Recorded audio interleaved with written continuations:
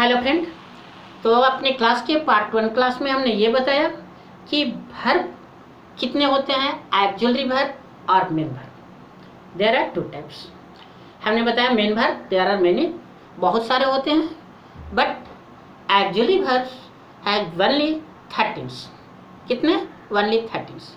अब हम actually verb को या हेल्पिंग वर्ब दोनों एक ही को कहते हैं। तो इसको हम कहाँ यूज करते हैं और कैसे यूज करते हैं, ये हम सीखने जा रहे हैं। सबसे पहले to help main verb.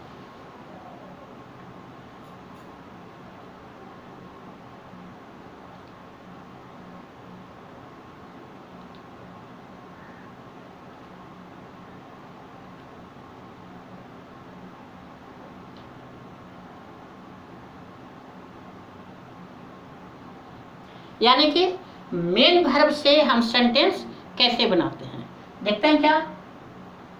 I have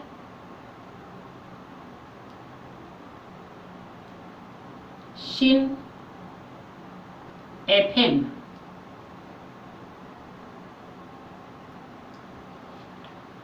we are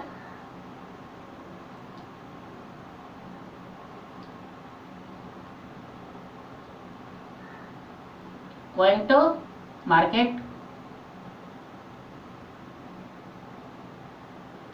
तो इस तरह से हम मेन वर्ब बनाते हैं, मेन वर्ब से सेंटेंस बनाते हैं। I have seen a films, we are going to market. उसी तरह से हम नेगेटिव बनाते हैं, तो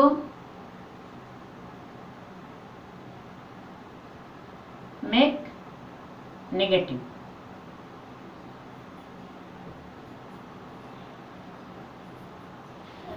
नेगेटिव सेंटेंस बनाने के लिए बहुत ही आसान तरीका है। क्या?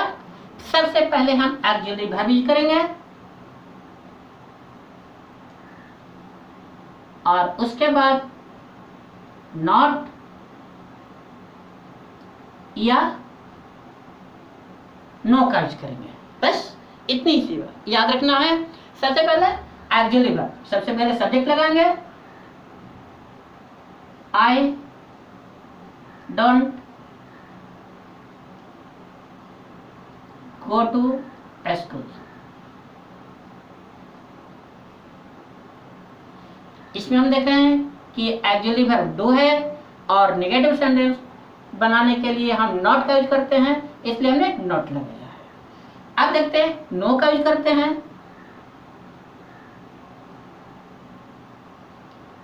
आई हैव नो मनी, यानी मेरे पास पैसे नहीं है। तो इस तरह से हम देखते हैं कि हम नेगेटिव सेंटेंस बनाने के लिए नॉट या नो का यूज करते हैं। इसी तरह से अगर हमें बनाना होगा interrogative sentence for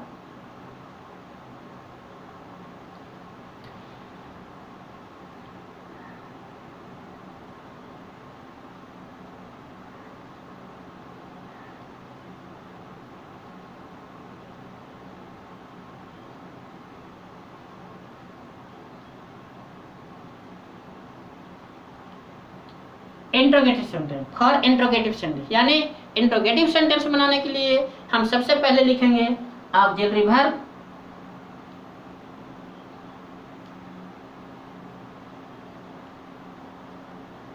plus subject plus main verb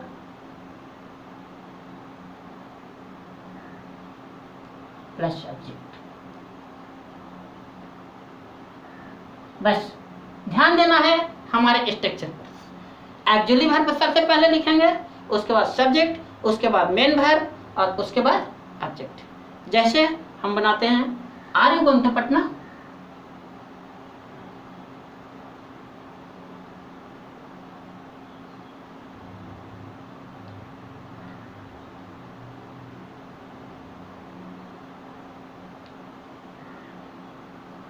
देखते हैं एक्चुअली वर्ब इसमें आर है, उसके बाद हमने सब्जेक्ट यू लगाया है, मेन वर्ब में गोइंग लगाए हैं, उसके बाद ऑब्जेक्ट टू पटना रखे, यानी कि are you going to Patna, do you eat bread,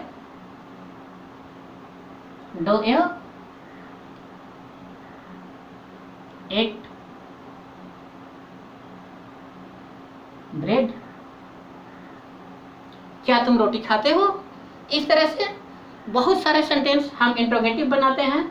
आप अपने घर में जितना हो सके नेगेटिव बनाइए, पॉजिटिव बनाइए और इंट्रोगेटिव सेंटेंस बनाइए और उससे ज़्यादा आप बोलें। इसके बाद हम देखते क्या है कि जितने भी ऑक्सिलरी वर्ब है और उसके साथ हम सब्जेक्ट कब और कहाँ लगाते हैं, तो इसके लिए बता रहे हैं हम। इज का इज कहाँ होगा, एम का कहाँ होगा, आर का कहाँ होगा, उसके साथ ए ओ बी, ये सारे सब्जेक्ट किसके साथ लगेंगे ये हम पढ़ेंगे।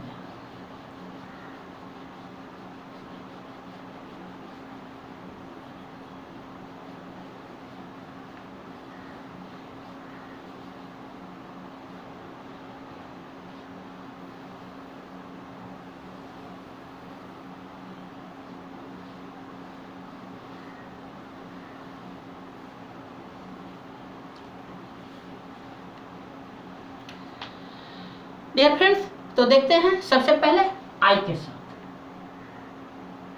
आई के साथ क्या लगाएंगे, सबसे पहले एम,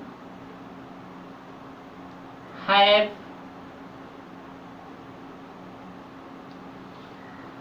वाज, डू और सेड, ये हम लगाएंगे।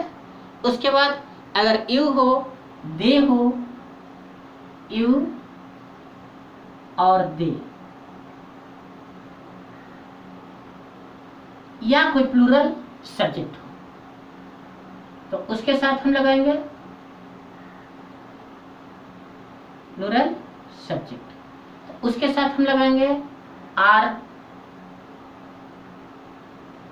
वेयर, हैव, डू और विल, ये लगा देते हैं। अगर यू हो, दे हो तो उसके साथ हम आर, हैव, वेयर, डू और विल का यूज करते हैं। अगर हमारे पास सिंगुलर फर्स्ट पर्सन हो यानी कि ही, शी, इट या कोई नेम हो, एनी नेम्स, अगर फर्स्ट पर्सन सिंगुलर सब्जेक्ट हो ही, शी, इट या कोई नेम हो तो उसके साथ हम क्या लगाएंगे, इज, वाज, डज और विल। इसके साथ हम इज का, वाज का, डज का, विल का और हैज का भी यूज करते हैं। Has, it is. इस तरह से हमने बताया कि सब्जेक्ट अगर आई हो तो उसके साथ एम, हैव, वाज, डू और शैल का यूज करेंगे। अगर हमारे पास सब्जेक्ट यू हो, दे हो या कोई प्लूरल सब्जेक्ट हो तो उसके साथ हम जैसे बॉयज हुआ, तो ये सब बहुत सारे हैं जो प्लूरल हैं तो उसके लिए हम आर, वेयर, हैव, डू और विल का यूज करते हैं। अगर ही, सी, इट या कोई नेम हो तो उसके साथ इज, वाज, डज, विल और हैज का यूज करते हैं। अब एक चीज और रहा कि वर्ब जो हैं उसके फॉर्म कितने होते हैं, यानी कि वर्ब फॉर्म।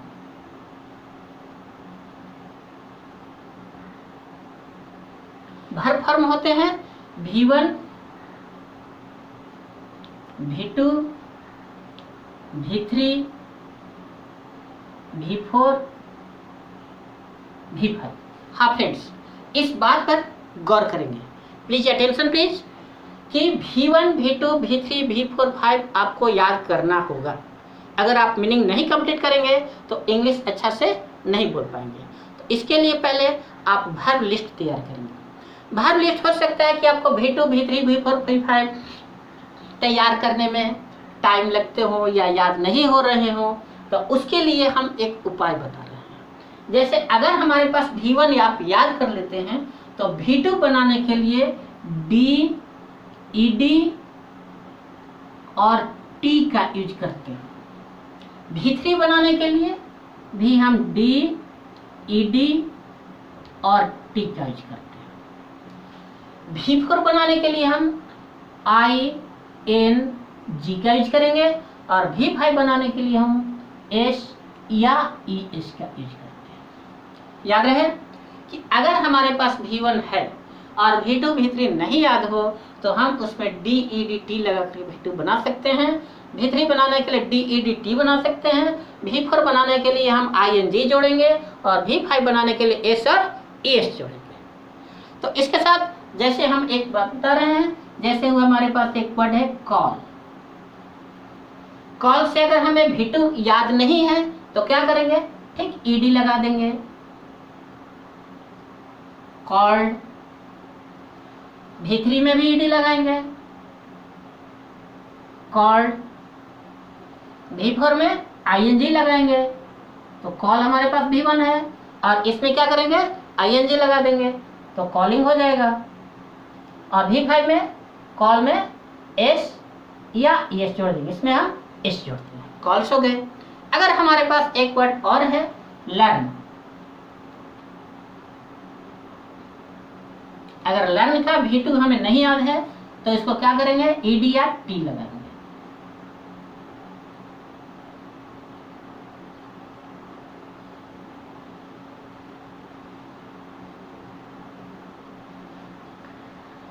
V4 बनाने के लिए ING जोड़ेंगे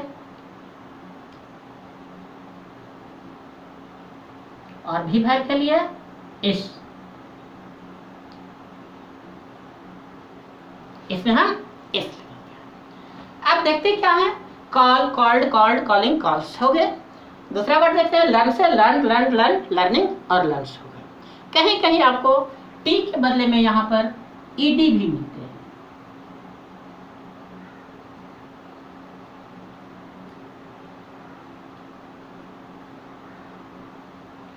यानी कि V2 V3 बनाने के लिए लर्न को ED भी लगा सकते हैं और T भी लगा सकते हैं, बोथ इज राइट।